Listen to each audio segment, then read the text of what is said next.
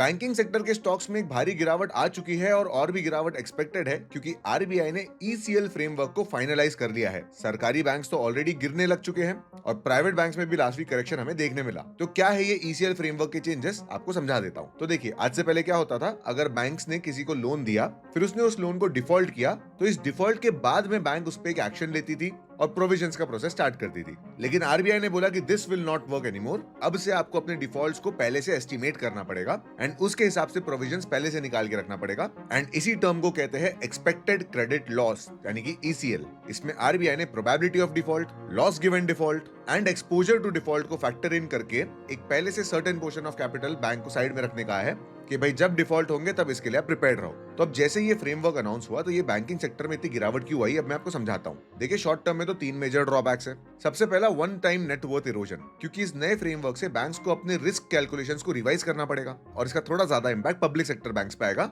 मतलब 5 से 10% की इंडेक्स गिरावट तो क्लियर है। दूसरा ड्रॉबैक है सीएआर का कम होना। कैपिटल एडिक्वेसी रेशियो बैंक्स के पास में कितना पैसा है लोन देने के लिए, इसका एक नंबर बताता है। तो क्योंकि अभी बैंक्स को ज्यादा पोर्शन डिफॉल्ट्स के लिए सेव करना पड़ेगा, तो जितना लोन वो दे सकते उतनी लिक्विडिटी उनकी कम होगी एंड हेंस बैंक को नया बिजनेस करने में भी एक चैलेंज आएगा। और तीसरा ड्रॉबैक है मार्केट वॉलिटिलिटी, क्योंकि आरबीआई ने करंट बिजनेस गाइडलाइन को चेंज किया है तो मार्केट इसको कभी पॉजिटिवली शॉर्ट टर्म में तो लेगा नहीं, लेकिन लॉन्ग टर्म में ये बहुत ही बेहतरीन चीज है। Let me explain you why. सबसे पहले तो इससे मैक्रो इकोनॉमिक स्टेबिलिटी आएगी, क्योंकि भाई अल्टीमेटली बैंक्स अगर रिस्क के लिए पहले से प्रिपेयर्ड है तो टेक्निकली इनके बुक्स और सिक्योर हो जाएगी। डिफॉल्ट प्रोबेबिलिटी भी कम होगी और डिफॉल्ट अगर होते भी है तो banks were already prepared for that. दूसरा सबसे बड़ा एडवांटेज है अलाइनमेंट विद ग्लोबल प्लेयर्स। देखिए, जो ईसीएल का रूल है ना, ये सिर्फ इंडिया में अभी लागू हो रहा है, लेकिन ग्लोबली ये वैसे भी लागू होता ही है। मतलब बाकी बड़े बैंक्स यही फ्रेमवर्क को फॉलो करते हैं, तो इससे इंडियन बैंक्स ग्लोबल लेवल पे कंप्लाई करेंगे, जिससे finally FII cash flow India में आ सकता है वापस, क्योंकि उन्हें दिखेगा कि Indian banks are actually on the same guidelines जो उन डेवलप कंट्री के बैंक्स में भी उन्हें मिल रहा है। एंड द थर्ड एडवांटेज जो बैंक्स के लिए रहेगा वो है अर्ली आइडेंटिफिकेशन ऑफ रिस्क।